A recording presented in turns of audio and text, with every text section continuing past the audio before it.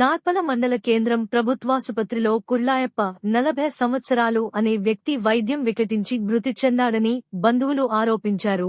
ప్రభుత్వ ఆసుపత్రిలో నర్సుకు బదులు ఆమె భర్త ఇంజెక్షన్ వేశాడని, అందువల్ల కుళ్ళాయప్ప మృతి చెందాడని బంధువులు ఆగ్రహం వ్యక్తం చేశారు. మృతదేహాన్ని హాస్పిటల్ ఎదుట పెట్టి బంధువులు ఆందోళన కార్యక్రమం చేపట్టారు. ఘటన స్థలానికి చేరుకుని విచారణ చేస్తున్న పోలీసులు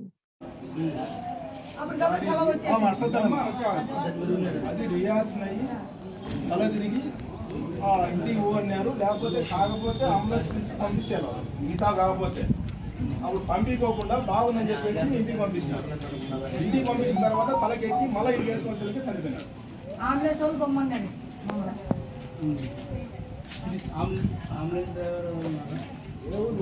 అప్పుడే వెళ్ళిపోయారు సార్. రివర్స్ అయినప్పుడు ఎక్కువ చూసావు కదమ్మా. నువ్వు ఎవరు నేనేం మాట్లాడతానంటే ఆ మగ మనిషి ఎవరు అటెండర్ అంటే అతని పేరు మీరు కంప్లైంట్ ఇవ్వండి. లీగల్ యాక్షన్ చేపడతాం, దాని మీద చట్టపరమైన చర్యలు చేపడతాము. ఒకవేళ అతని ఇప్పుడు చట్టానికి చర్యలు తీసుకోవడం కానీ ఇంకోటి కానీ ఏదైనా చేశాను మీరు ఇబ్బంది పడతారు. లేదంటే మీరు ఇంటికి రాసిచ్చారనుకోండి, ఒకవేళ పొరపాటుగా అతను చేశాడు సార్, డాక్టర్ చేయాల్సిన పని అతను చేశాడు.